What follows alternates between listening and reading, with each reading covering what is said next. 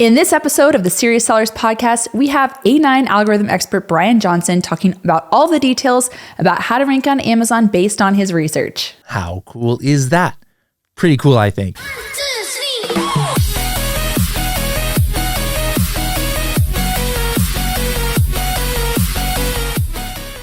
Are you looking to learn how to sell on Amazon?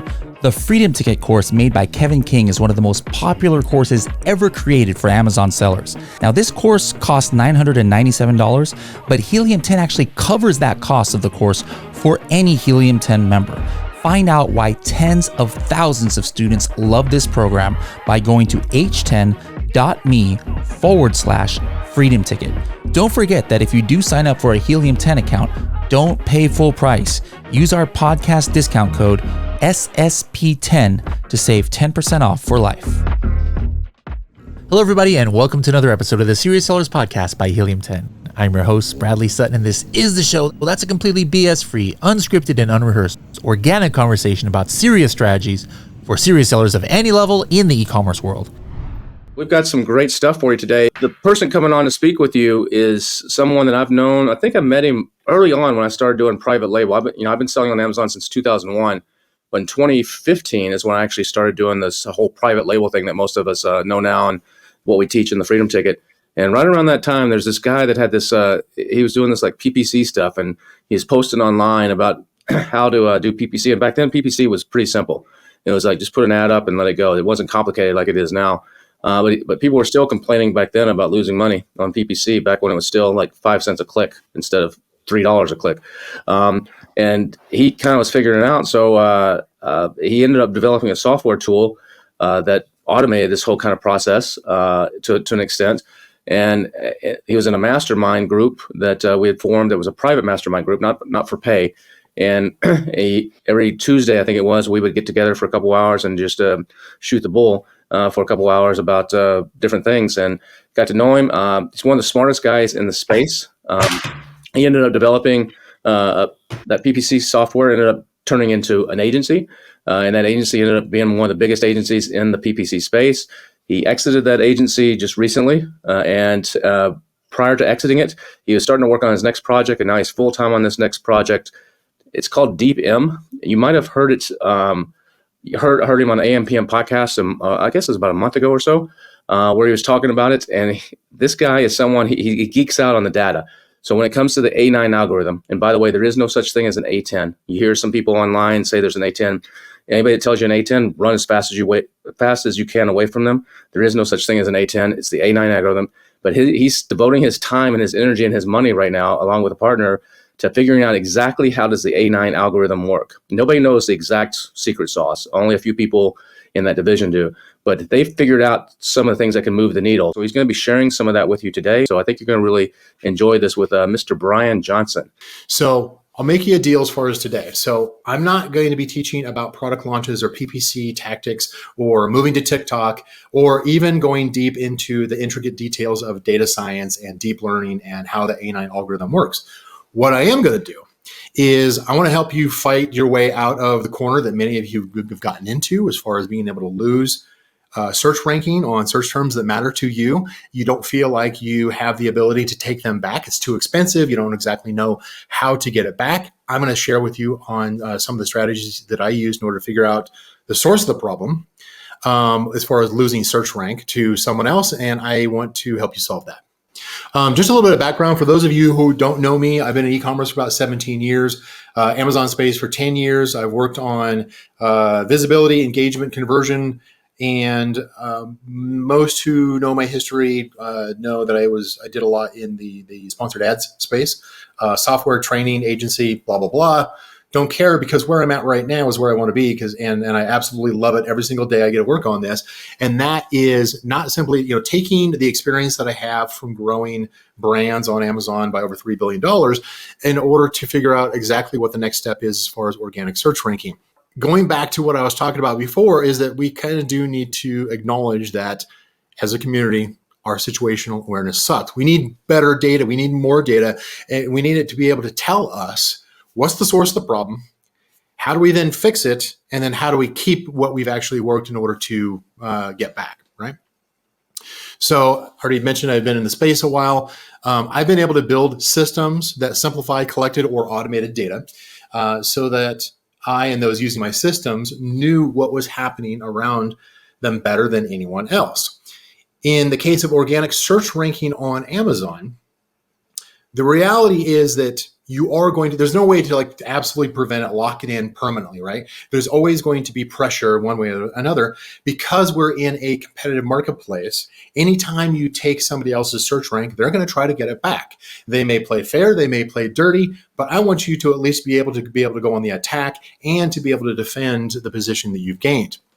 So I'm going to teach you today as far as what my framework is for getting out of that corner, fighting back, winning at organic search ranking. The way that we're going to do this is first and foremost is we need to diagnose what's going on, right? How did we end up here? Then we can look as far as once we understand the causes that got us here, and there's usually some there's just a handful of key causes that happen most of the time. We'll go through as far as what some of those are. So that we can actually start fixing that. And then we can get to the point where we can actually develop a sustainable strategy where we can actually hold that rank once we get up there. I am a firm believer is that I have the ability to rank a product for most of the important search terms that they want to go after and be able to hold that against their competition. I realize that comes off pretty cocky, but I've got access to hundreds of millions of data points now, and I'm using it to my advantage. So let's start in with just diagnosing. How do we get here? How do we lose search rank on Amazon? Understanding some of the common causes. Now, some of you, of course, are going to look at these and say, it's well, yeah, duh. I already knew that. You're not telling me anything new, Brian. Yeah, that's kind of the point. We're going to start out and talk about some of the back to basics that many brands simply overlook. They make the assumption that it is something that they don't have any control over, when in fact they really have a lot of control. They just haven't been taught what that is, nor given the tools in order to be able to do anything about it, or simply just knew where to look in the first place. So let's start with that. So the search rank, the organic search rank. So this is going to be just kind of for a quick definition. Organic search rank is generally what we consider. Organic is not actually technically the right terminology for this. So you've got paid search results. So sponsored ads, sponsored brands, sponsored videos, some of these things that you see in the search results, that of course is paid search. You put ad dollars in, your ad gets shown, hopefully you get some ad sales out of that. The natural, the other listings that are not sponsored that come up, those are what we consider to be the search results, right? And if you get a sale on, when somebody clicks through onto your product listing that's not sponsored and you get a sale, that of course we search sales. Now, all the other pages, product detail pages, catalog pages, store pages, all that kind of stuff is kind of grouped into this thing that we vaguely call other sales, right? It's not technically, it's not search, but we do kind of classify it as organic sales. So for the sake of this argument, what I'm referring to specifically is the ability for your product to show up in the search results for search terms that you're intending to show up for in search results, right? I'm ignoring all the product detail pages, stores, sponsored, all that kind of stuff. This is the organic search that ideally, if you're there, you're not paying a premium to Amazon in order to be there, right? It's a lot more profitable. That's where I want you to be. The internal factors, there's going to be internal and external factors that are going to affect as far as whether or not you rank. There's a very long list that can go into this, but let me tell you kind of, you're probably familiar with some of the obvious ones here. Content updates, titles, descriptions, anything that changes as far as how the A9 algorithm views your product listing as being relevant to whatever a shopper is searching for. Promotion adjustments. I'm running PPC on a keyword. The ACoS is too high. I reduce the bid. I shut off a campaign.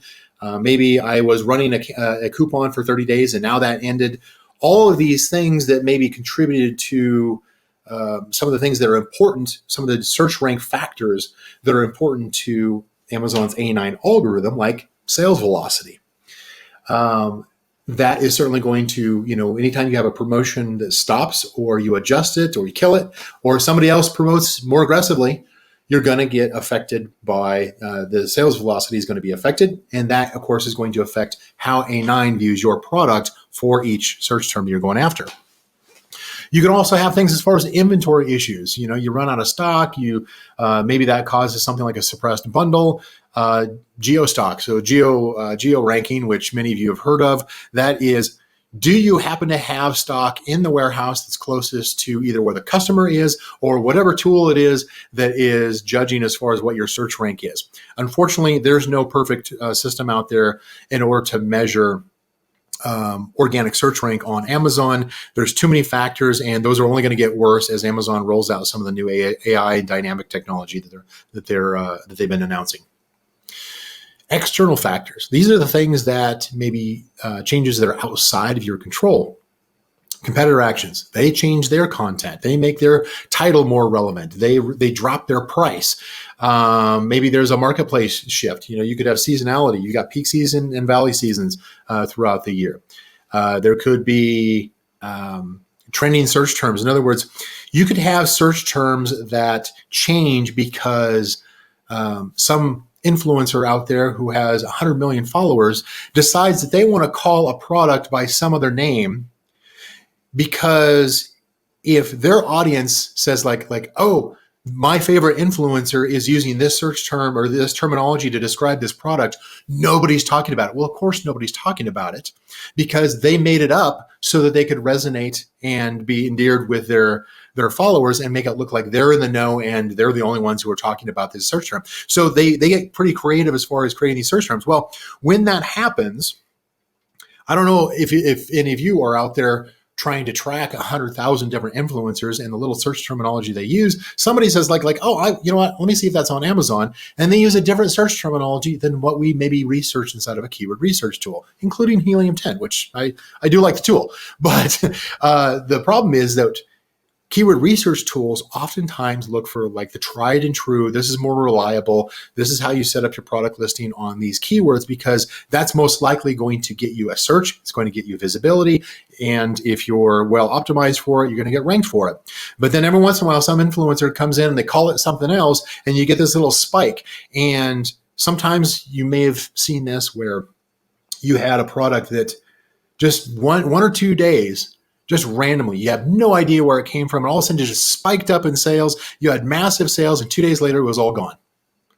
Probably a media mention, probably an influencer mention, right? And they probably used search terminology that happened to bring back your product listing. We also get search term bleed. Now, we're obviously in the age, most of us are fully aware that TikTok is coming in and taking, is doing a bang up job of trying to take market share from Amazon, and it's working. I know certainly in working with brands, we have directly seen where a brand, where their search volume on Amazon, they can see it. It's like it was flat for years, and then the last year it's just been falling. We go over and we start looking over at TikTok. We look at some of the search volume tools over on TikTok or other social media platforms, and we see it going up and up and up and up.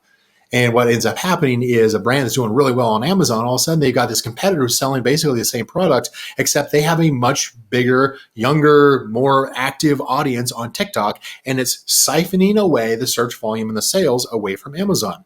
If you haven't checked on some of the other social media platforms, the other marketplaces, to see if there is a growing competitor out there who's competing directly for you, they may be siphoning some of your traffic away from Amazon. Amazon's not so big that it can't fall. And then finally, we have other external factors that include things like Amazon adjustments, including things like algorithm updates, bot suppressions. I'm sure every single one of you have or will get falsely accused of a content violation or this or that, and they suppress your ads, or they suspend your listing, or suspend your entire account, and it can take you weeks in order to get it back, simply because some bot automation had a false positive and it screwed you up. And of course, that is directly going to affect your search rank on Amazon. To make it even worse, now Amazon, of course, is rolling out things like new AI tools. We're all pretty familiar with Rufus.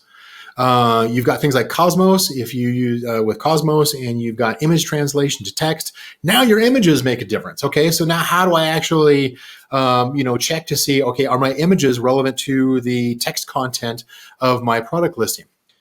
Here's a pro tip. I don't have it in my slides, but here's a pro tip. If you have access to ChatGPT or one of the language models that supports this, pop in all of your images in there and say, describe to me what this image is, and see, does it come back and tell you, does it describe your main image and your secondary images and your A+ images? Does it describe that image with the same terminology that you're targeting to reach your audience? Okay. When we are looking to try to troubleshoot, okay, what is it that is causing damage to my search ranking? What is it about A9 that A9 wants in order to that I can actually leverage and I can actually go in and research? Now, here's a couple of key things here. Now, I know because the technology that our team built we pull in 30 to 40 million data points now for every product niche that we analyze. And so we've got a lot more data than is typically available, but that data gives us a unique viewpoint of how A9 treats all the product listings for every single search term within a product category. Now, what we find on this is there are over 40 different what we call search rank factors that influence the A9 algorithm for organic search. And so these can be compiled down into three main groups. Those are going to be including relative conversion rate. So we're going to figure out as far as what the conversion rate advantage is. So relative conversion rate, that's one of the big ones, right? One of the big five. Relative sales velocity, in other words, how many units are you moving, right? Again, no surprise there. And the relative content SEO, or the content relevance, right? Are you optimized for the search terms you're going after? None of these three should be any surprise because they've been echoed many times for years as far as like, hey, here's the things that you focus on. The problem that we've had up until we started doing a big data analysis is knowing, okay, what do you actually do about it? Experts will say it's like, okay, you need to optimize your listing. Oh, you don't know how to optimize your listing? Cool. I've got an agency that will actually optimize your listing and create new images and do photography and everything. I co-founded one of those, right? And there is a lot of expertise in some of these houses, but the general advice to the brand, to sellers in general, is very vague, right? And so what we don't have is what's the next level of detail that we really know. And what we didn't know previously before we did the research is each subcategory, each product niche, I should say, has a different profile that A9 looks at. We didn't know that until we started doing hundreds of millions of data points and analyzing using deep learning models and blah, blah, blah, right? What we found out is while these three, conversion rate, sales velocity, title content, title optimization, those are the big three that we commonly see in the top 5 out of these 40 plus search rank factors that we've now identified. But they change in sequence and impact on how much each one of these influences A9. If we look on the right-hand side here, I've got the green, blue, pink chart here. You can see some of the sample search rank factors. I didn't have the space to list them all, so I just listed some of the more common ones that influence A9. Some product niche. So one product niche may value having perfect title optimization. And it actually may have a 20% impact on the A9 algorithm. While another product niche may actually consider price to be one of the most important factors, right? A commodity as an example. Toilet paper, for instance, heavily driven by price. So if you're selling toilet paper in a commodity product niche, then what you'll find is when we do the analysis on commodities, what we find is they're primarily price driven. They're primarily value price driven. And so price is going to be very dominant as far as, okay, I need to make sure that I've got a competitive price. Otherwise, I'm going to get penalized. I'm going to be not as competitive as everybody else who's selling toilet paper, right?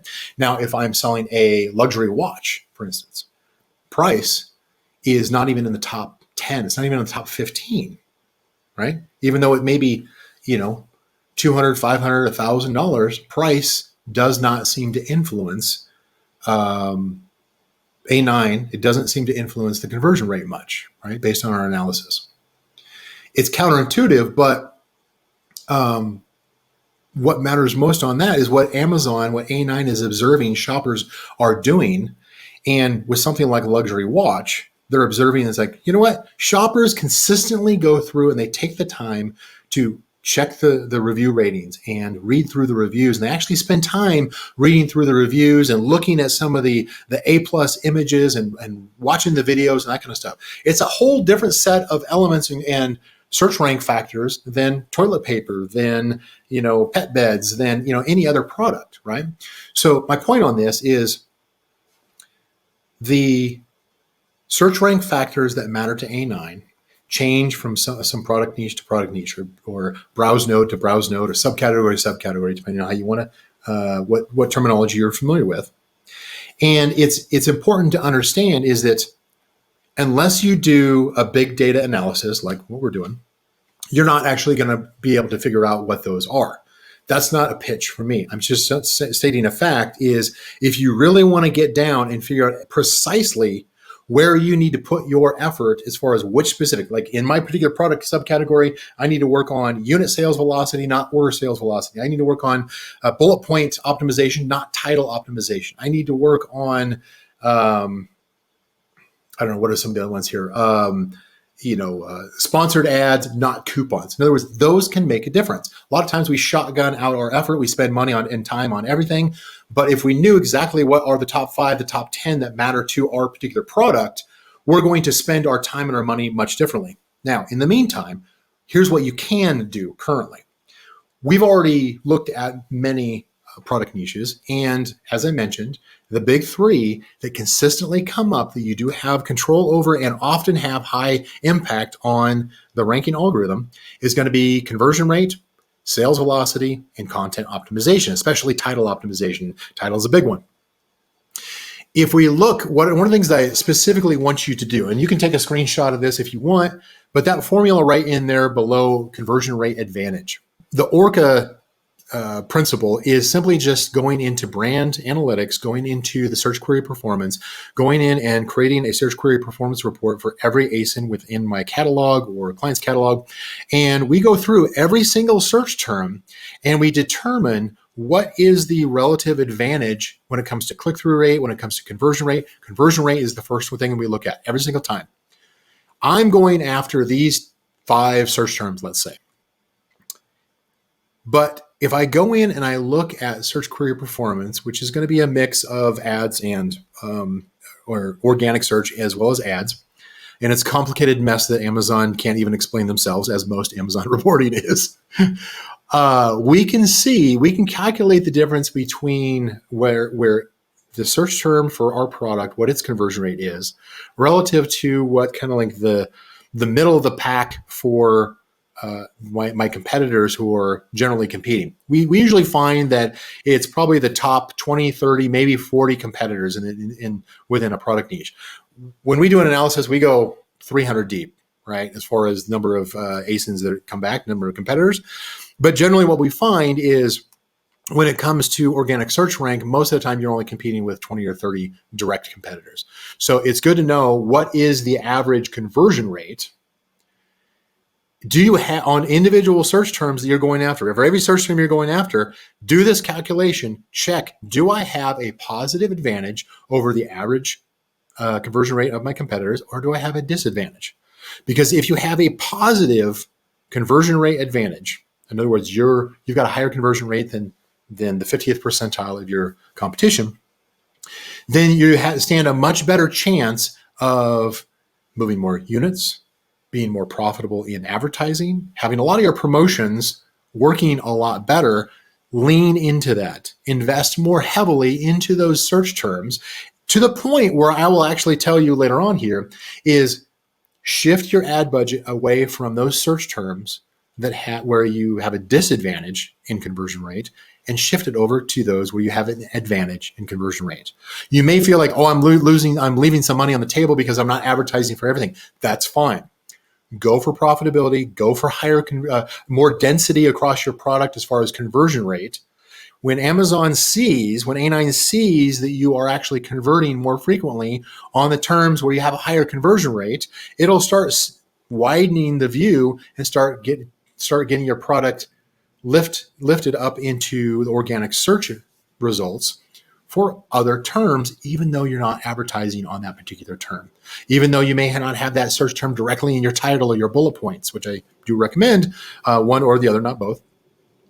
But focus your efforts and your ad spend and your time into those where you already have a competitive advantage when it comes to conversion rate. Second, I would also look at the comparative click-through rate.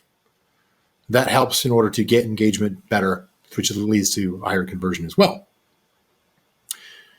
Unit sales velocity. As far as unit sales velocity, now A9 actually considers things like unit sales velocity different than order sales velocity. I can discuss that later in Q&A. Sales velocity, generally you can look to see as far as which of your products in business report, for instance, you can look at the conversion rate there. You can also look as far as obviously the number of units that you're selling. Again, you want to take a look at where are you actually getting the units through both your advertising. So you could use things like search term impression share or your ad reports in order to see obviously what search terms are you converting on through your ads, but also remember to go into brand analytics, go into search query performance, look to see what are the search terms that are converting also in the organic search standpoint. Again, double down on those investments, make sure that those search terms are in your product listings. That kind of leads us down to content optimization. Tried and true, your title is probably the most critical real estate when it comes to relevance for A9. Secondary would be bullet points. Third, we're seeing is the A+ content. Fourth would probably be the back-end search terms. Now, I didn't say classic description for a reason. Classic description, funny enough, sometimes it does get picked up by A9 for organic search, but classic description is actually primarily used by the ad auction. So this is not directly related to what I'm talking about here, but if you've got a classic description that's hidden behind your A+ and it's empty, don't do that. Fill it, keyword stuff it, so nobody's going to see it, right? If you're in a product category where they don't show the classic product description, keyword stuff that thing with everything that you're trying to advertise for. That increases the relevance for the ad auction, so it's more likely to show your ad also.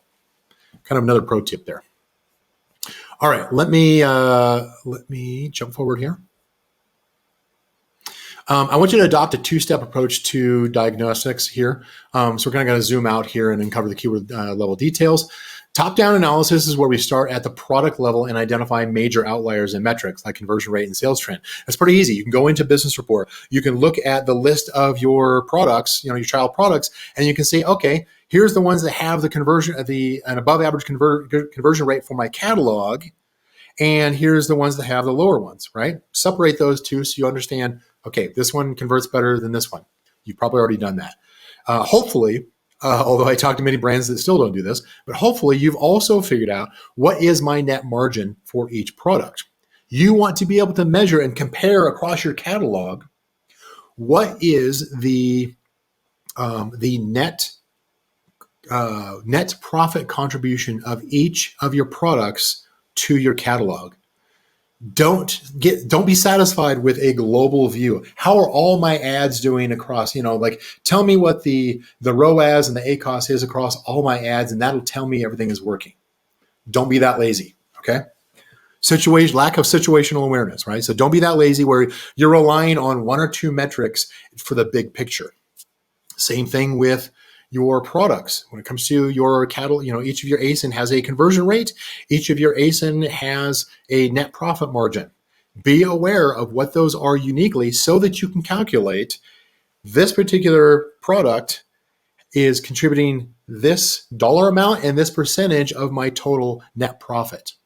Be aware of what that is so that you know where, again, to double down, where to reinvest your time and your money into where you're going to get more profit back into. Don't go after vanity metrics where it's like, well, my top line sales are all reliant on these 2 or 3 products. And then you go back and you finally do the math at the end of the year and you figure out, it's like, oh, I've got a negative 2% net profit margin on these products that are driving 50% of my sales. I've been losing money this whole time.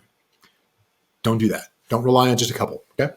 The second one on this, the second approach on this is to go down to the search term level. This is kind of where I was talking about. You can look at the conversion rate. You can calculate the conversion rate for your ads. You can calculate the conversion rate for your search query performance, your brand analytics, right? You can calculate click-through rate. Look at every single search term. You've got to figure out, map these out. This is the product that has the highest net margin and the highest conversion rate.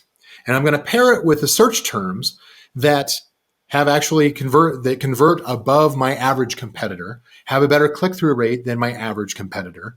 Those are the ones where you should be spending 80% of your time and to invest further, to develop more aggressively, okay? And if that means you're pulling ad dollars and team and time off of these products that are losing money, these search terms that don't compete very well as far as conversion rate and click-through rate against your competitors, do that, right? Shift over to a tighter focus. Because I intentionally did not get into all those other 40 search rank factors that you can tweak and tune every single one of those. That's a much bigger session. I gave you some causes of what is most likely causing your search rank to drop, especially that relative conversion rate on your search terms, in search query performance, in ads, right?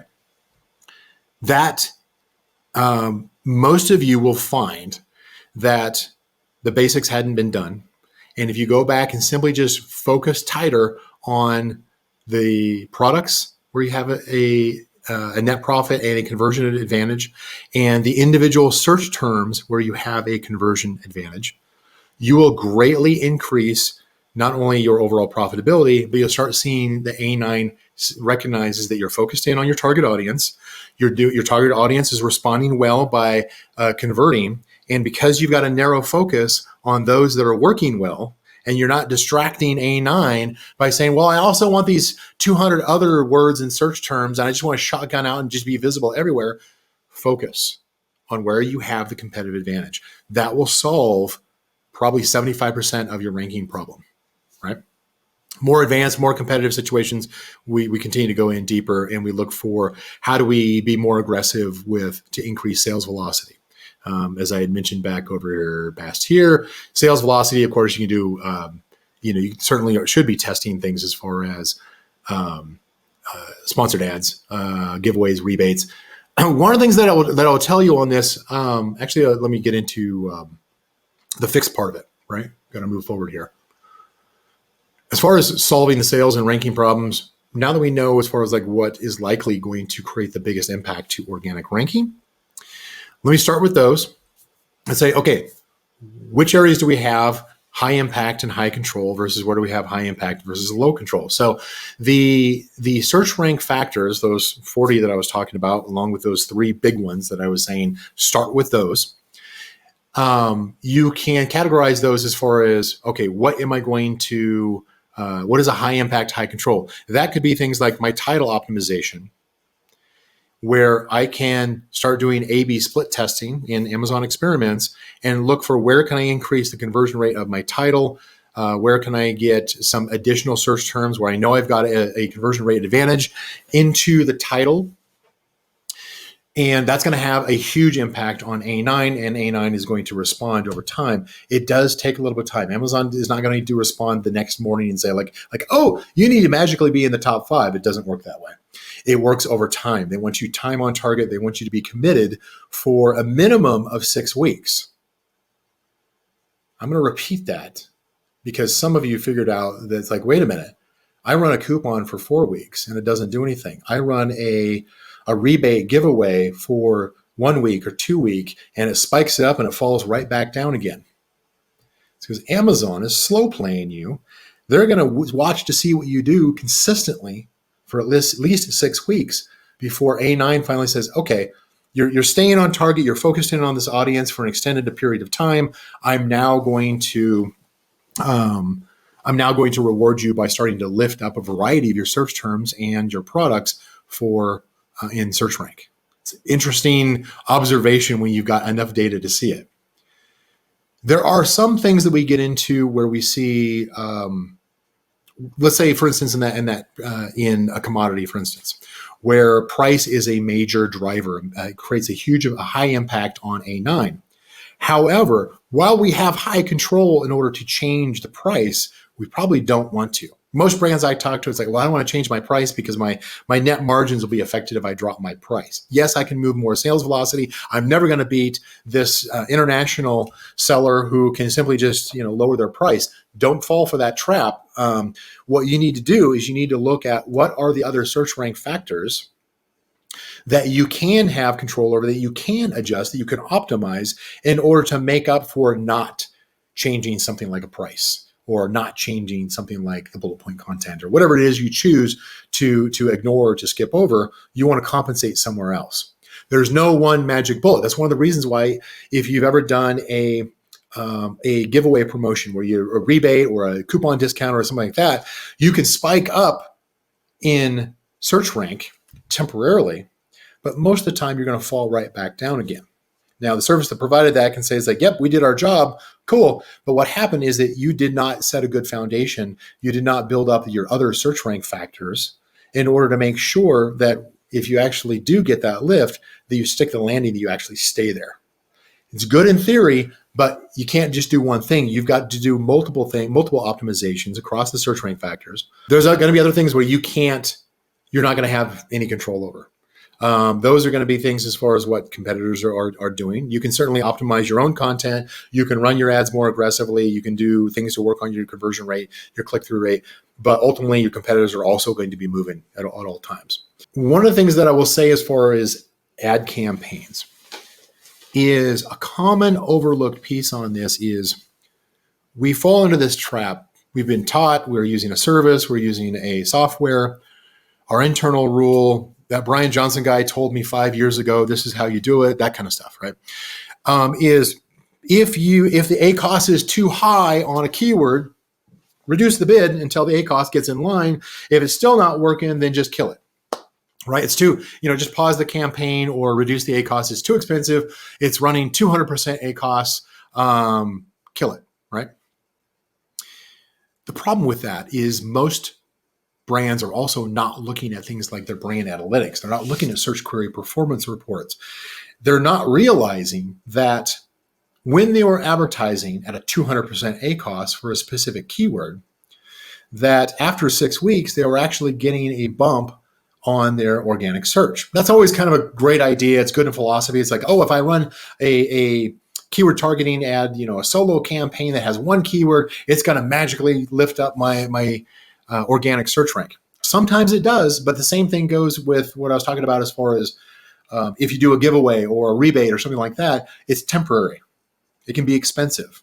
And certainly if you're not measuring it, if you're not watching to see where your search rank is going, if you're not checking your brand analytics reports to see, hey, this search query, this search term that I am actually spending way too much on over here in my sponsored keyword ad, is actually producing 4 times more organic sales simply because I'm driving unit sales velocity. That's affecting A9. A9 is lifting up my search rank for that particular keyword.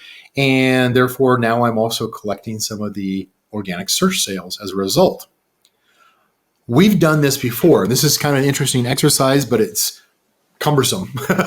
I've been asked a few times, like, hey, can you build a tool to go back? And if I get enough interest from people who want me to build a tool that will actually do a look back and look for this, is you could probably go back. Actually, I know you can. You can go back in the history of your brand's advertising and look back months, years, up to 2 years, right? And you can see where you had ads running. It was it was getting conversions, but you stopped it and you never ran the ads again. You compare that keyword back over to a 2-year look back inside of your search query performance, and you will probably see that there was organic search sales that were occurring alongside the ads, not overlapping. Most of the time, we actually don't see that overlap in search query performance. You had additional sales and you turned it off because that keyword didn't meet your ROAS or your ACoS parameters. And I've gone back into accounts and we've found hundreds of keywords that were producing more organic search sales while they were advertising at a loss than they were ever spending in ad dollars. And so when they turned it off, their search rank dropped a little bit or enough that they lost both the sales from the ads, but also the organic search sales. We've found that. We've done that a few times now. I would like to actually automate that so that we can do it in bulk. If enough people reach out to me and say, hey, Brian, can you build this? I'll get to it. All right. External changes, monitoring competitors. There's a number of tools that can monitor competitors. Actually, Helium 10 has the BSR graph that you can actually look at to see, okay, if I look at this for each of my top 5, top 10 competitors, I can see how has their price fluctuated over time. And assuming that you are tracking your keyword ranks with some kind of tool, maybe Helium 10, maybe something else, you must be tracking where your keyword ranks are. It doesn't need to be on the hourly basis or daily basis. Every single week is fine. It doesn't change that much. Things like things that are going to affect conversion rates, negative reviews. You can mitigate negative reviews. There's plenty of you that have products that have 1-star reviews where they mention some word that is in violation of review policy that you could get removed. Doesn't mean you have to hire a service. Just go into Seller Central and request that they check and remove this negative review because it doesn't fit Amazon review policy. Most brands have not taken just a little bit of time in order to get those removed, and they've been stuck with the same low conversion rate for months, if not years. The key metrics that I want you to monitor: that average search rank per term and ASIN. In other words, use some kind of ranking tool for your top 10, top 20, top 50 search terms, whatever it takes that you're actually focused on. Ideally, if you're going back and you're looking at the relative conversion rate against your top competitors in things like search query performance, then that is a great way in order to narrow down how many keywords that you're actually tracking and you're really paying attention to, and you're actually using those in order to optimize your content. Also measure if you have ad spend, whether it's positive or negative profitability on your ad spend for an individual keyword. Make sure that you're also comparing that to your search query performance in order to see, do I also have organic search sales that I can add onto this? We actually created a metric in order to measure that. We call it taco sauce. So we weren't satisfied with ACoS. We weren't satisfied with tacos. We wanted something in the middle that measured the difference of ad spend compared to the combination of ad sales plus the search sales. And so that is what we call ACoS sauce or taco sauce. And I just like the way that rings. So I didn't come up with that one. One of my clients did, but I'm glad he did because I like it because it gives us the visibility of both my ad spend went to ad sales, and you should always be looking to see what's the secondary benefit from your search sales through search query performance. Okay. We do that automatically through our software for our clients, but absolutely you should be doing that immediately. I really appreciate you coming on, man. This has been great. Absolutely. My pleasure.